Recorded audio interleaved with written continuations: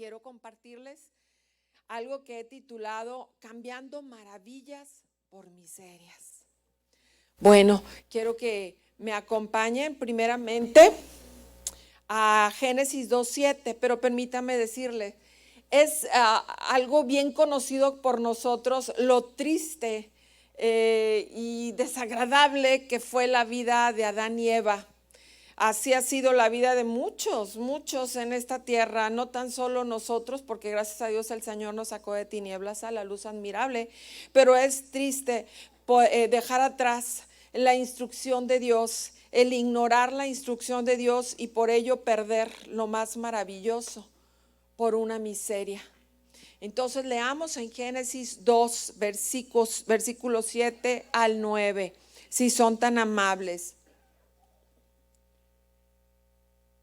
No les voy a pedir que se pongan de pie, sino nada más con reverencia vamos a leer la palabra de Dios y dice así: Entonces Jehová Dios formó al hombre del polvo de la tierra y sopló en su nariz aliento de vida, y fue un hombre, un ser viviente. Y Jehová Dios plantó un huerto en Edén, al oriente, y puso ahí al hombre que había formado. Y Jehová Dios hizo nacer de la tierra todo árbol delicioso a la vista y bueno para comer, también el árbol de la vida en medio del huerto y el árbol de la ciencia del bien y del mal. Oremos, amados hermanos.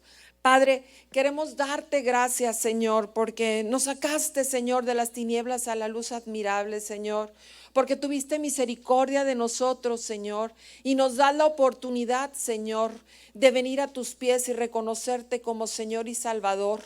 Y después, Señor, de haber vivido, Señor, en mentira, en engaño, en injusticia, en pecado, Señor, tú nos das la oportunidad, Padre, de ser tus hijos. Nos llamas tus hijos, Señor. Hoy queremos, Señor, darte las gracias y rogarte, Señor, que hables a nuestros corazones, Señor, que sea una palabra que llegue a nuestros corazones, que nos instruya, que nos edifique y que nos inste y aliente a ser mejores, Señor. En el nombre de Jesús, no olvidando, Padre, que tu venida está cerca y que tú vienes por tu novia, no vienes por la iglesia, y que ese galardón hay que ganárselo. Y aquí estamos porque te amamos y queremos ganar ese galardón para ir contigo, Padre, en el nombre de Cristo Jesús. Fíjense, la Biblia en Génesis narra cómo Dios hizo a Adán y a Eva.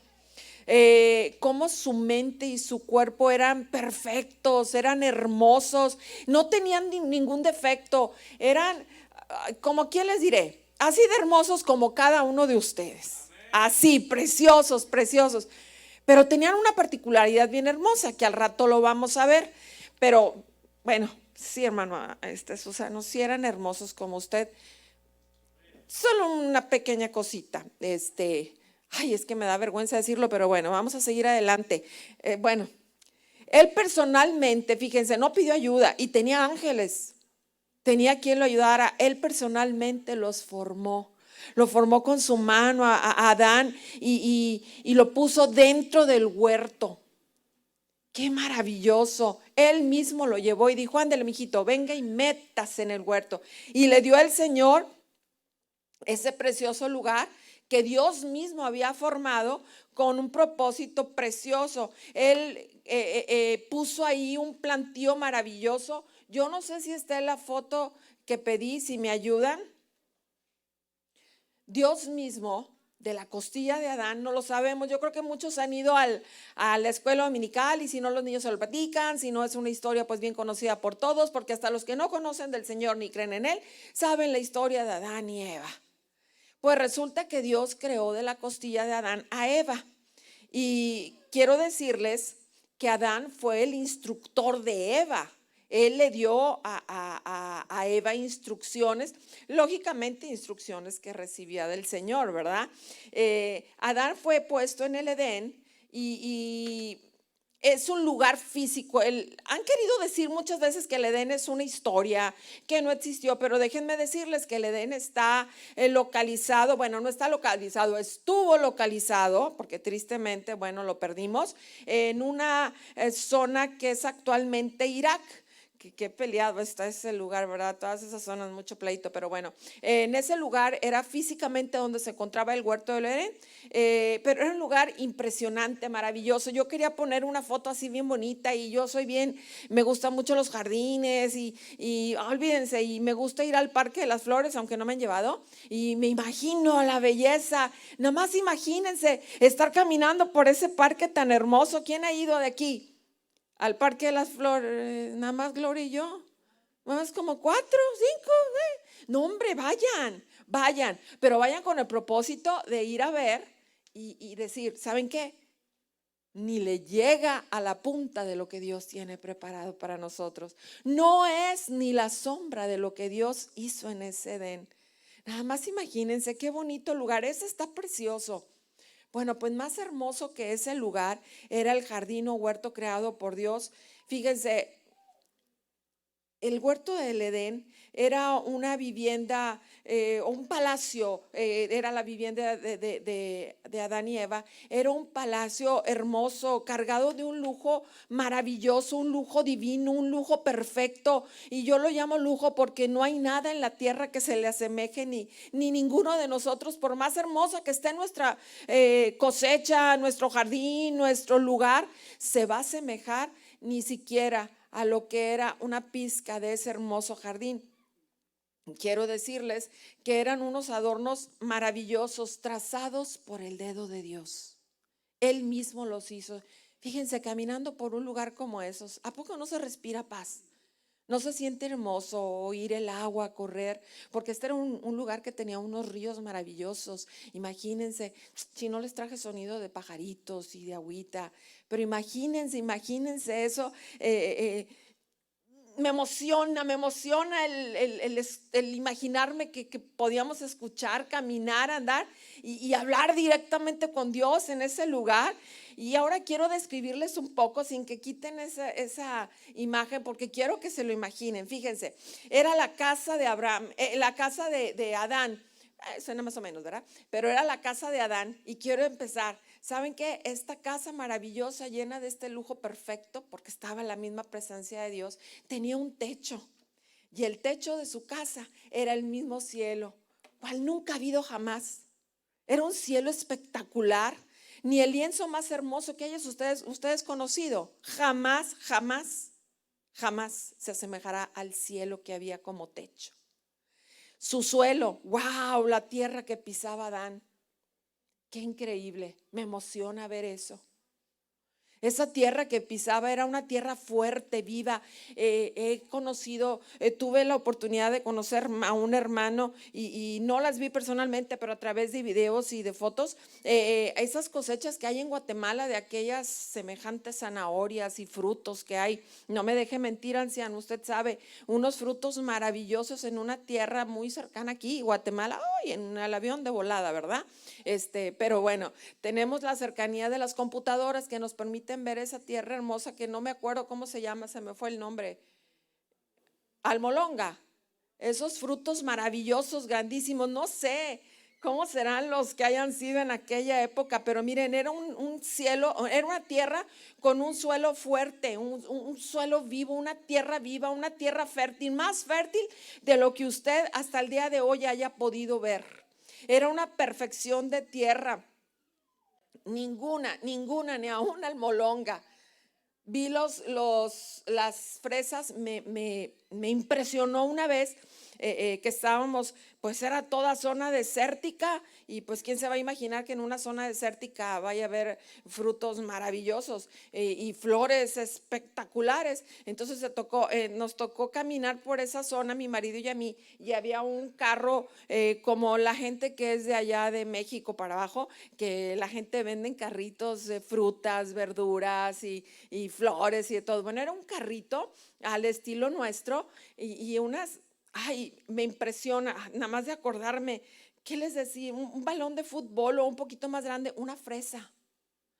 Me asombré, me asusté. Eso en Tierra Santa, unas fresas enormes, una fresa que yo creo que haría un cóctel de fresas para todos, pero era cóctel de fresa, era enorme. Entonces yo digo, si eso se podía ver en ese lugar, Dios mío, ¿qué no se podía ver delante de ti en esa tierra que tú pusiste?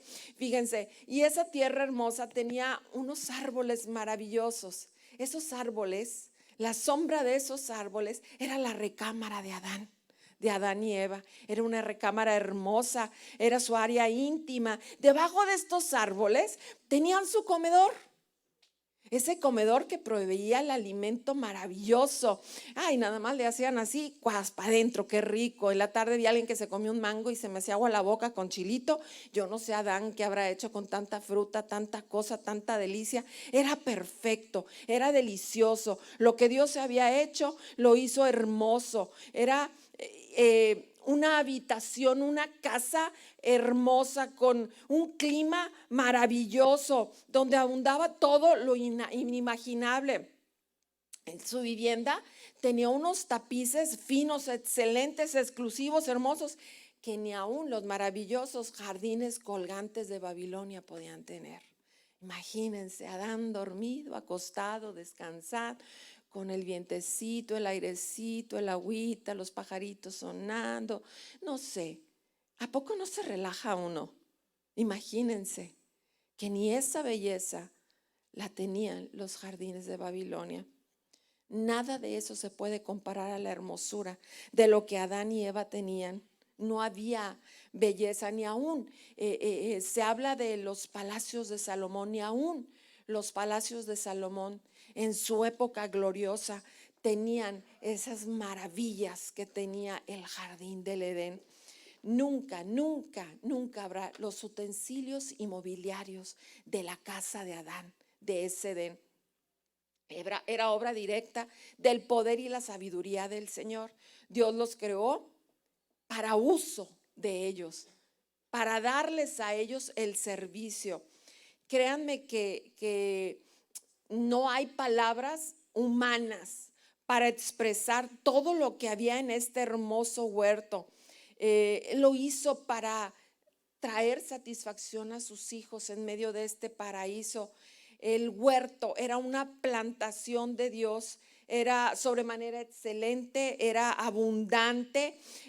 La palabra Edén tiene un significado maravilloso que quiere decir placer y deleite. Entonces, Adán y Eva vivían en un lugar que producía placer y deleite. Había una satisfacción maravillosa en ese lugar. Esta creación estaba disponible para Adán tanto como para Eva, pero había dos árboles especiales. Todos los conocen esos árboles. El árbol de la ciencia. A ver, ¿quién se lo sabe? ¿Quién fue a la clase dominical? Bueno, había dos árboles especiales. Quiero hablar del árbol, de un árbol que estaba ahí en medio del huerto, que se llamaba el árbol de la vida. De ese árbol ellos tenían oportunidad de comer. Ese árbol fue plantado ahí o puesto ahí para asegurar la inmortalidad de ellos, a la continuidad y felicidad de ellos. Ese árbol le producía gran gozo a ellos. Imagínense qué delicia, qué bonito. Pero había un árbol muy especial, el árbol del conocimiento del bien y del mal. Sí, sí se acuerdan de ese, ¿verdad? Si no, ahí les encargo que lean Génesis. Este árbol tenía la capacidad no de enseñarle el bien y el mal, porque en ellos no había necesidad de saber eso. Mas, sin embargo, si lo tomaban, como fue el caso, tuvieron la capacidad de ver el mal moral del cual estamos padeciendo el día de hoy. Tristemente, el mal moral nos ha alcanzado a todos y cada uno de nosotros de una o de otra forma. Hemos padecido esto por generaciones y generaciones. Hemos tratado de quitarlo, pero nuestra carne nos lleva nuevamente a lo mismo. El hombre, fíjese un punto importante, el hombre fue creado del polvo. Pero el polvo que agarró el Señor fue el polvo no que estaba en el paraíso. Dice la Biblia, y lo creó del polvo de la tierra Y luego fue y lo metió al paraíso. ¿Por qué no lo creó del paraíso? Número uno, del Edén, perdón. ¿Por qué no lo creó? Porque primero formó al hombre y después hizo el Edén para él, ¿verdad? Ese lugar maravilloso, era un paraíso. Pero lo hizo con un propósito, porque no es la misma tierra. Y el propósito es que el hombre tenga el derecho de nacer de Jesús, de poder entrar a ese paraíso y formar parte del cuerpo de Cristo. Este derecho es para todos y cada uno de nosotros, pero es para elección propia.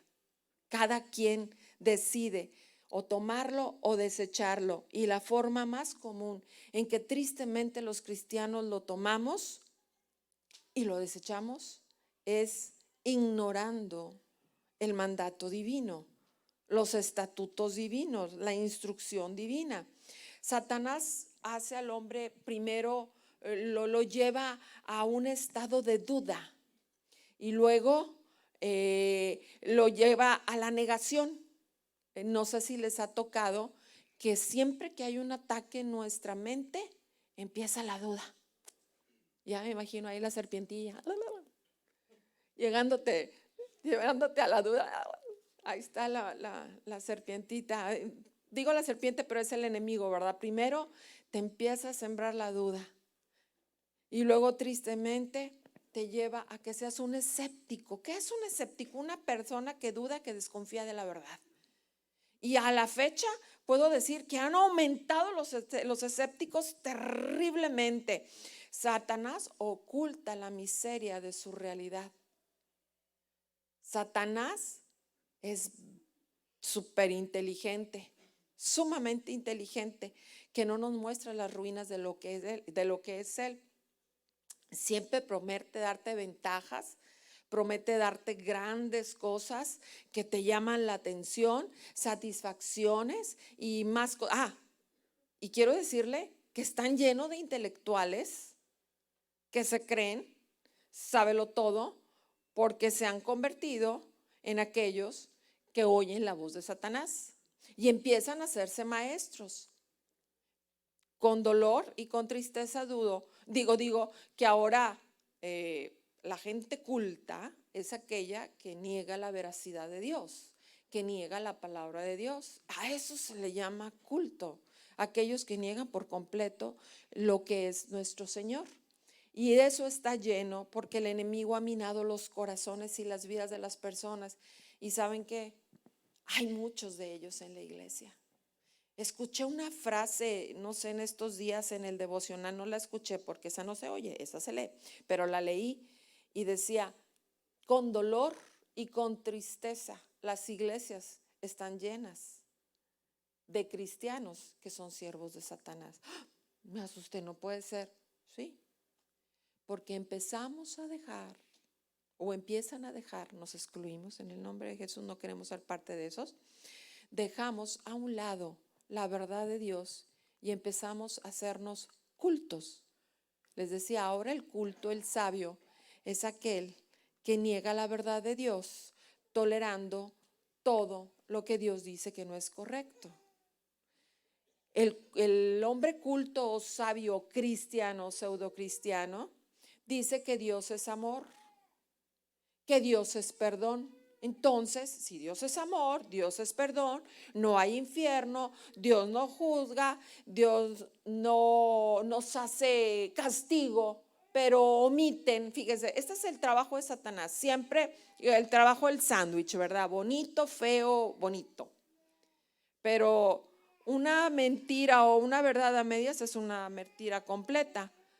Pero me dicen por ahí, entonces una mentira y una verdad, una mentira a medias y una verdad hacen una verdad. No. Cuando no es perfecto, está mal. ¿Saben? Estamos llenos de eso.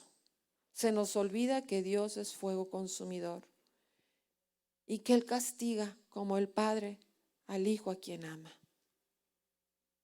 Y ahora hasta todo, hasta la instrucción para los niños en las escuelas habla de vibras, habla de poner tu mente en blanco, de tomar meditaciones, negando todo lo que el Señor perfecta y gloriosamente lo ha puesto para nosotros, haciendo a un lado la verdad de Cristo. Una de las pseudopromesas que el enemigo nos da, que nos enseña por lo general, es el sistema del sándwich. ¿Qué fue lo que hizo con Eva?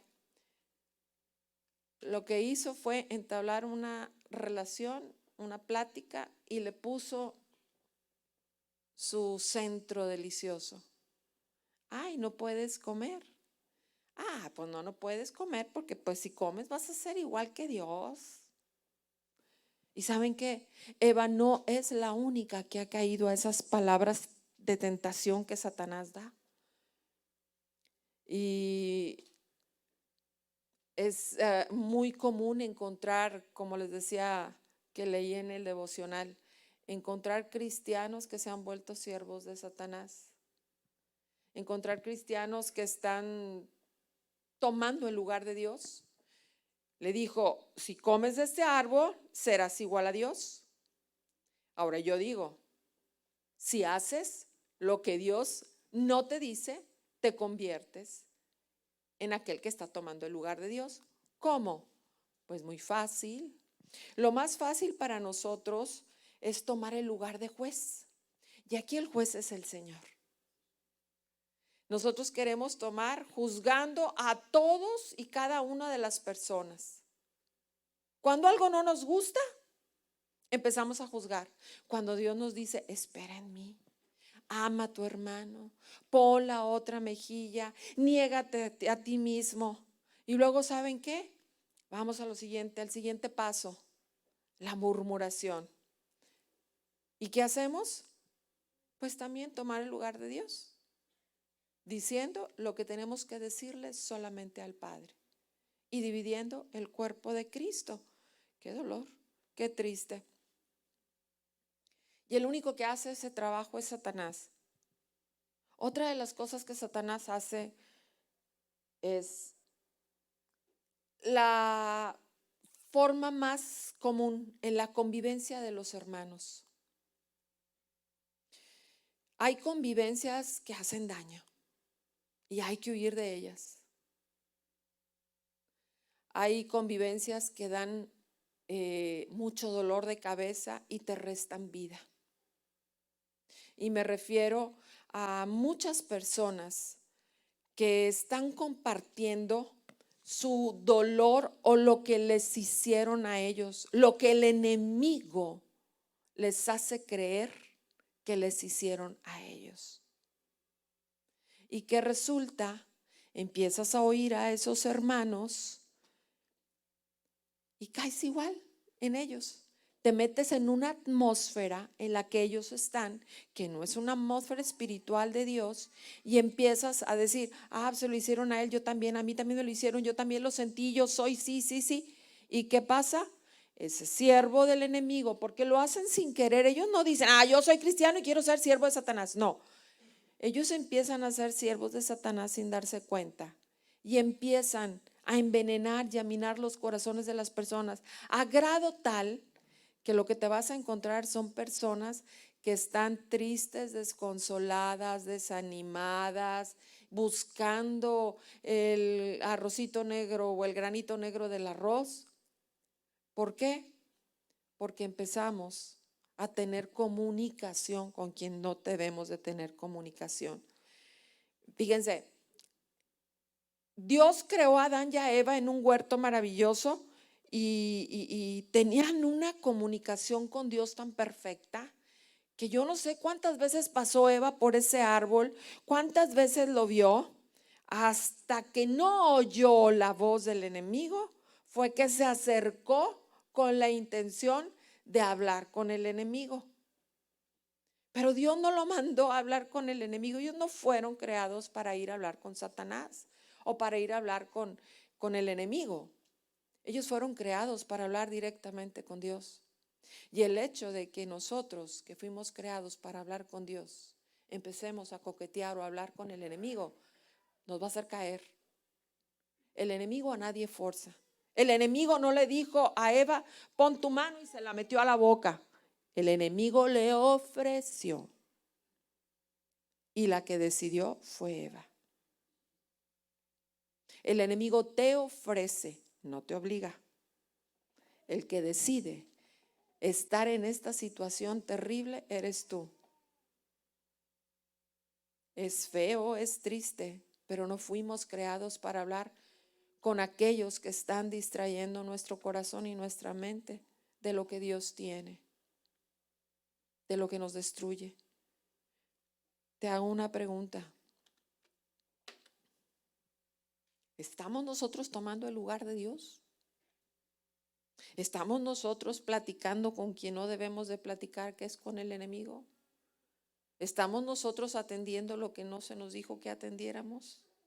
Cuando tus pláticas son sanas, divertidas, entretenidas, checa. Carecen de los principios divinos. Chéquenlo. Si carece de un principio, ya has hecho a perder todo. Si tus pláticas no tienen tintes de edificación, ni las tengas. Después del pecado que Eva y Adán cometieron, Eva fue engañada, Adán lo hizo en conciencia. Él no fue engañado, pero después de este pecado, ellos sabían que habían cometido un error y se escondieron. ¿Qué es lo primero que hacemos? Cuando alguien tiene algo en contra de otro, ¿qué hace? Le saca la vuelta. Que no me vea. Cuando alguien habló mal del otro, ¡ay, hermano, qué lindo, qué hermoso! Tratas de cubrir. Y eso es lo que hicieron estos. Sacándole la vuelta a Dios, escondiéndose que no me vea, pero ante Dios nadie se puede ocultar. Y el pecado tarde que temprano sale a la luz. Entonces el Señor le dice, ¿qué pasó, Adán? ¿Dónde estás? Si no te puedes esconder, no puedes esconderte de mí. Qué triste. Cambiaron lo que el amado Señor les había dado por platicar con el animal hombre, con la serpiente, por desobedecer. Cambiaron toda la eternidad, cambiaron toda esa belleza, cambiaron toda la posibilidad que tenían de vivir una vida eterna por un fruto que hasta el día de hoy estamos viviendo con eso. Qué dolor y qué tristeza, pero Dios sigue siendo amor, Dios sigue siendo compasivo. Dios te invita a tener un corazón como Él quiere que lo tengas y te da oportunidades. Te quiere llevar a vencer y a restaurar tu vida, a vencer el pasado y a restaurar tu vida. Leamos Apocalipsis 2:7. Y dice así: el que tiene oídos para oír, oiga lo que el Espíritu dice a la iglesia. Al que venciere, le daré de comer del árbol de la vida, el cual está en medio del paraíso de Dios. Como conclusión, todos sabemos quién es el árbol de la vida. Ese es Jesús. Es la oportunidad maravillosa que tenemos de volver a Él, de no permitir que el enemigo nos engañe, de no ignorar la ordenanza divina que el Señor nos da, de no omitir lo que Dios nos dice, omitir sus verdades, su palabra, su camino. No cambies las maravillas de Dios por la miseria del diablo. No cambies la instrucción que Dios te da por la instrucción del engañador. Dios es amor y Dios es luz. Juan 1:5 dice que Dios es luz y no hay ninguna tiniebla en Él. Hay una enseñanza antigua que dice que cuando Adán y Eva estaban en el huerto, antes de que Eva se pusiera a platicar con el enemigo, ¿cómo estás, Eva? Muy bien. Quiero enseñarte algo. ¿Qué me vas a enseñar? Dime, pues ya lo conocía todo. Dime qué me vas a enseñar. Este árbol es maravilloso, es delicioso. No puedo comer de él. Adán le había dado instrucción. No, hombre, no te creas, sí puedes. Sí puedes. No te creas, si tú comes de lo único que va a pasar es que vas a ser como Dios. No pasa nada, como Dios. Él no la obligó, ella lo tomó, les decía. Pero quiero decirte que hay una enseñanza rabínica muy antigua que dice que Adán y Eva no estaban desnudos cuando estaban en el huerto del Edén. Escuchen, no me juzguen. Que su vestido era la gloria de Dios, que era una luz hermosa, resplandeciente, perfecta. ¿Quién se acuerda cuando Moisés fue metido en la peña porque no podía ver al Señor? Porque su luz lo podía desintegrar, su presencia lo podía hacer que muriera. ¿Se acuerdan? Entonces cuando Moisés baja y el pueblo lo ve, se tapaba la cara porque era tal la luz que él tenía, porque había pasado la presencia del Dios mismo frente a él, o más bien a su espalda, ¿verdad? Porque no lo podía ver. Ahora imagínate, Adán y Eva hablaban cara a cara con Dios. ¿Cuál sería su vestido? Era una gloria y una luz maravillosa, un esplendor perfecto, increíble. Y cuando ellos pecan, se dieron cuenta que pecaron porque esa vestimenta maravillosa, preciosa de la gloria de Dios fue quitada, arrebatada de ellos. Imagínense el dolor y la tragedia de verse sin aquello tan precioso. Ellos tenían la oportunidad de hablar cara a cara con Dios y se escondieron. Ellos sabían que no podían. Pero era tal la tiniebla en la que ellos estaban que creían que podían hacerlo. Es doloroso, es triste lo que hicieron Adán y Eva. Perder el vestido de Dios, el diseño que Dios tiene para nosotros y que tiene preparado, que estamos aquí porque lo queremos recuperar. Porque vamos en camino a ser novia y no iglesia. Porque queremos ese vestido. Esta es una creencia antigua de los rabinos. No es algo que plasme la Biblia, pero me hace un poco de sentido. Y yo quiero eso. Yo quiero llegar a su presencia. Y yo creo que tú también quieres llegar a su presencia vestida de su gloria, de esa luz resplandeciente que solo Él te puede dar, porque no es nuestra, es de Él. Y Apocalipsis 22 del 1 al 3 dice: el árbol, si lo tienes, dice: después me mostró un río limpio de agua de vida, resplandeciente como cristal, que salía del trono del Dios, del Cordero. En medio de la calle de la ciudad y a otro lado del río estaba el árbol de la vida, que produce 12 frutos, dando cada mes su fruto, y las hojas del árbol eran para la sanidad de las naciones. Yo quiero. Y no habrá más maldición, y el trono de Dios y del Cordero estará en ella, y sus siervos les servirán. Yo iré, Señor, yo iré. Hoy te invito a orar y a que le digas al Señor: vísteme de tu luz, vísteme. Quiero tener una verdadera comunión contigo, no la quiero perder. Quiero tener una comunión como nunca la he tenido, amado Señor. Vamos a orar. Bendito Rey, nadie se compara a ti, Señor.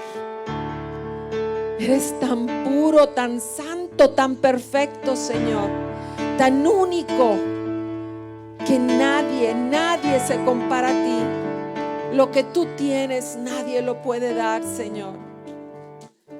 Mi Dios perfecto, siempre imitado, y jamás serás igualado, Señor. Padre, queremos, Señor, tu luz. Queremos tu presencia, queremos tener una comunión íntima y profunda contigo, porque eso es evidente, Señor. Padre bendito, yo quiero meterme a tus profundidades. Quiero que me vistas de tu luz. Quiero ser lleno de ti, Señor. Quiero entrar a mi cámara, Señor, íntima, Padre, y estar en comunión con mi amado, el que anhela mi alma, el que desea todo mi ser. Queremos entrar contigo y no separarnos. Ayúdanos, Padre, a no caer ante la tentación del mundo y a seguir adelante en intimidad contigo, Padre. Cada día, Señor, dando un paso adelante, Señor, para llegar pronto ante ti, Señor. En el nombre de Cristo Jesús te lo rogamos, Padre. Amén.